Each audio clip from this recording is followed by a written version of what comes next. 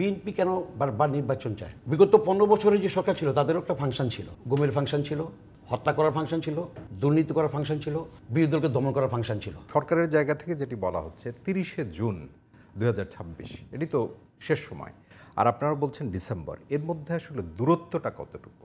মানে একদম সংখ্যাতাত্ত্বিক দূরত্বের কথা আমি বলছি না, মানে রাজনীতির জায়গা থেকে, মতপার্থক্যের জায়গা থেকে কতটা দূরত্ব তৈরি হলো? আসলে দেশ আজকে একটি ক্রান্তিকাল অতিক্রম করছে। আমাদের বাংলাদেশের মানুষের জন্য এটা খুবই দুর্ভাগ্যজনক যে আমরা কখনো সুখের বাতাস বইতে শুরু করতে করতে আবার ক্রান্তিকাল থেকে আমরা ছুটি। দেশ দুই ভাগে বিভক্ত।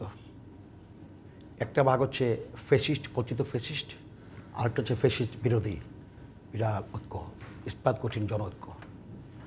যদি কেউ কেউ মনে করে যে সে ঐক্যের মধ্যে ভাটা পড়েছে কিনা, আমি একজন রাজনৈতিক দলের সক্রিয় কর্মী হিসেবে, একজন নাগরিক হিসেবে আমি বিশ্বাস করতে চাই যে অন্যায়ের বিরুদ্ধে, ফ্যাসিস্টের বিরুদ্ধে এবং দুর্নীতিবাজদের বিরুদ্ধে যে ঐক্য হয়েছে রাজপথে এবং সমগ্র জনগোষ্ঠী সহ, সেটা যত চেষ্টাই করুক বিনষ্ট করতে পারবে না, এবং সেটা হয় নাই। অতীতের চেয়ে যে কোনো সময়ের চেয়ে আজকে নির্বাচন নিয়ে অনেক বেশি কথা হচ্ছে, টেলিভিশনে, সভা সমাবেশে, সেমিনারে, সিম্পোজিয়ামে, দ্যাট ইজ ট্রু। এমনকি আজকের এই তত্ত্বাবধায়ক সরকারের প্রধান উপদেষ্টা, যিনি জাপানে গেছেন টোকিওতে, সেখান থেকেও তিনি বার্তা দিলেন যে নির্বাচন হবে এবং জুন মাসের ভিতরই হবে। রাজনৈতিক দল হিসেবে আমরা যথাযথ সময়ে নির্বাচন দাবি করেছি, যেহেতু আমরা একটি বড় রাজনৈতিক দল। এমনকি আমাদের সাথে যে সকল ছোটো ছোটো হোক সংখ্যায় ক্রিয়াশীল রাজনৈতিক দলগুলো ছিল রাজপথে দুঃশাসন বিরোধী, তাদেরও বক্তব্য একই ছিল যে দেশে প্রায় 12.5 কোটি ভোটারের মধ্যে আজকে তরুণ ভোটার হচ্ছে 3.5 কোটি, যারা ভোট থেকে বঞ্চিত, যারা ভোট দিতে চায়। বাকি 9 কোটি জনগণ কিন্তু ভোট দিতে চায়, 15 বছর কিন্তু ভোট দিতে পারে নাই। এবং ভোটের দাবি এটা গণতন্ত্রের দাবি, এটা সকলের, সকল মানুষের, শুধু আমাদের দলের নয়। রাজনৈতিক দল হিসাবে আমরা দাবি করতে পারি এবং করাই উচিত, সেটি আমরা করছি।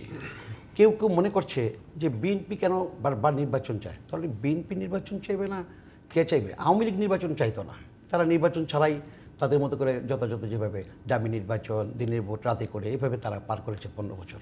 আমরা তো সেরকম নির্বাচন চাই না, আমরা সুষ্ঠুবাদ নির্বাচন চাই, যে নির্বাচনে জনগণ ভোট দিতে পারবে। সংবিধানের 118 থেকে 126 পর্যন্ত নির্বাচন কমিশনকে যে ক্ষমতা দেওয়া আছে, ওই ক্ষমতা নির্বাচন কমিশন এক্সারসাইজ করুক, সুষ্ঠুবাদ ব্যবস্থা করুক, সকল রাজনৈতিক দলকে ভোট দেওয়ার, নির্বাচনে অংশগ্রহণ করার সুযোগ দিক, সব ভোটাররা ভোট কেন্দ্রে যাক। সেই ভোটে যারাই সরকার গঠন করবে তারা দেশ পরিচালনা করবে। আমি আসার পথে আমি দুঃখ প্রকাশ করছি, বৃষ্টির কারণে জ্যামে পড়ে গেছিলাম। আমি রাজু ভাইয়ের কথা শুনেছি।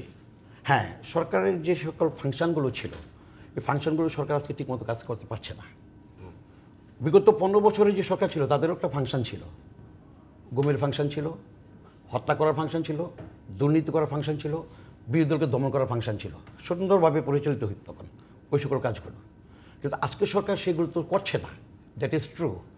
কিন্তু ইতিবাচক যে কাজগুলো করবে ফাংশনগুলো, সেগুলো ঠিকমতো করতে পারছে না। তার কারণ কি? তার কারণ হলো প্রশাসন থেকে নিয়ে করে শুরু করে সকল স্তরে বিশৃঙ্খল এনার্কি তৈরি হয়েছে।